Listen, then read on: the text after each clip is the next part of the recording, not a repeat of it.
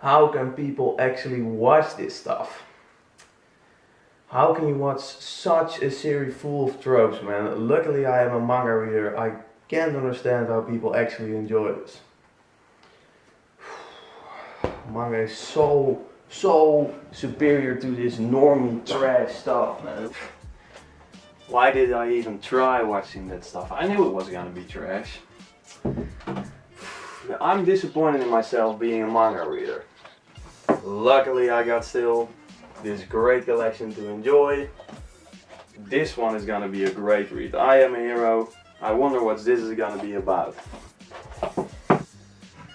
Before I get started with the video though, I am looking at making a very big series about every anime on Netflix, trying to tell you guys which is the best one in my opinion. It's taking me a lot of time to make, so I decided to give myself a goal. If I reach 140 subscribers in the next 2 days, I guess, I am actually going to make that video and I'm gonna make a series out of that one. So, but I do need a bit of support because it's taking me a lot of time to make, and I could make a lot more easy videos, pumping them out every day. So I'm trying to see if there's a bit of demand for that series. So that's why I'm asking you, if you are inclined to watch it, please show it by subscribing below. Now let's get started. So, welcome back to my manga bedroom. I just found out that this is an actual zombie manga. Now, of course I knew that. I hope 0.2% of my audience did laugh at that funny sketch, but let's get on a bit more of a serious note. I'm gonna take a look at these two. I read those pretty quickly after each other, so I guess that's saying something. That's pretty good. I'm gonna take a look first at Omnibus Volume 1, get a bit more in depth about it, and as well as Volume 2 after that. Okay, yesterday I started this volume. I was sitting outside just having a great old time in the sun, but the first half of this volume was absolutely trash, terrible. I was reading about a character that I actually despise. This is our main character, this guy, but he has some sort of autism or something, I have no clue, but basically you follow his life as a mangaka. He's a bit of a failed mangaka. Now he's a gross guy.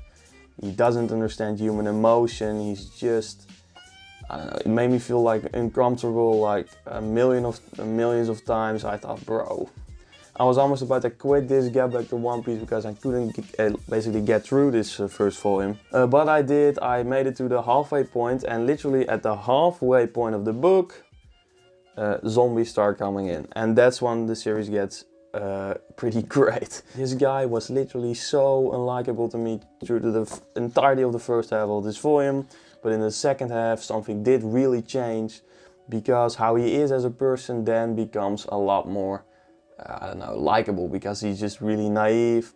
He has a girlfriend, pretty weird stuff.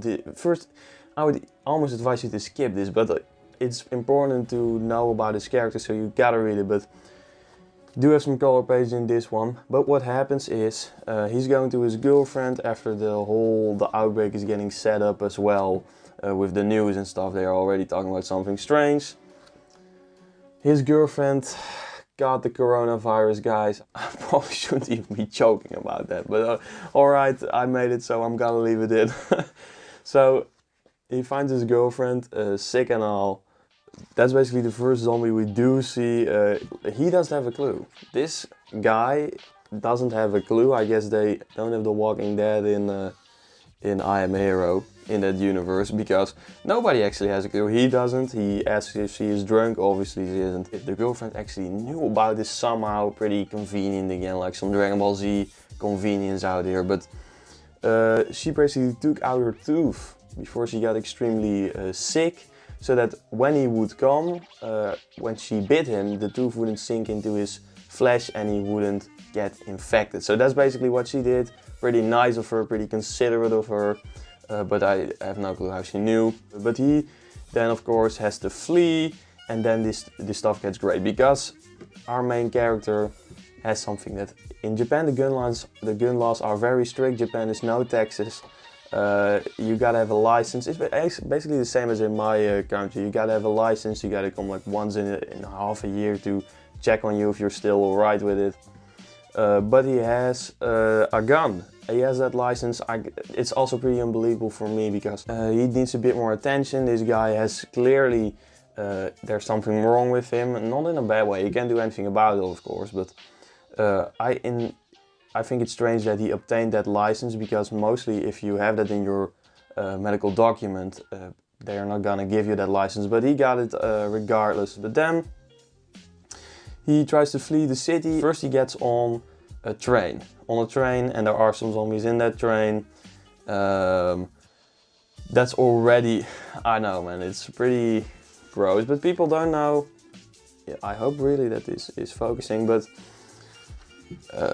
the strange thing about these zombies are, they always like repeat the sentence that basically describes their life or something.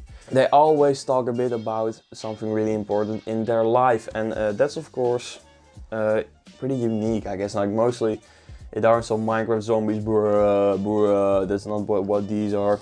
They have a bit of more. They also seem to know a bit who they are. The transition isn't as clear. That's basically it. The transition from being a normal human to going infected isn't as a night and day. It is like you fully conscious, you're a zombie. There is a period between that in which you're rambling stuff, but you still are aware of who you are. But then something cool happens, and this got me into it pretty bad, man. He has to take a cab after the train, so he takes the cab with some other guy. He takes the cab, the guy who's in the cab with him is also infected, and man, it completely goes out of hand, man.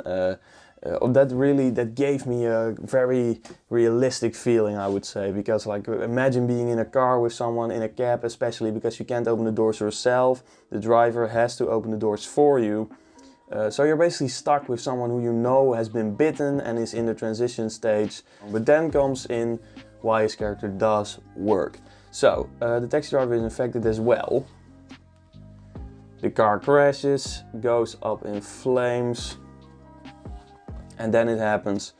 The guy screams because he's still a bit conscious. It's 19,000 yen in price. And the cool stuff is, he does really pay that. He pays it and he tries to bring it to him, but just leaves it in the fire. He's pretty considerate and he's a nice person, I would say, but he just doesn't understand the world. Then we got something in the forwards, you see his delusions. This guy's pretty weird, so that's of course bad. Then he meets a girl.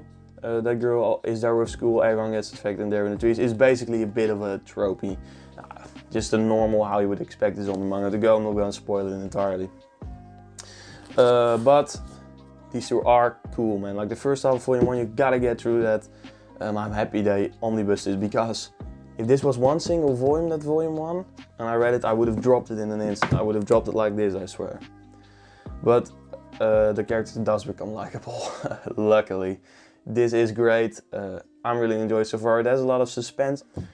I hope you guys did enjoy my review of this, and I hope that you guys are going to pick this up, because this is really, really great stuff. I hope you guys are going to enjoy it. I'm going to sign out, man. Another video after 3 days. It's crazy, man. Let's get back on the uploading grind. Hey guys, I hope you have a great day.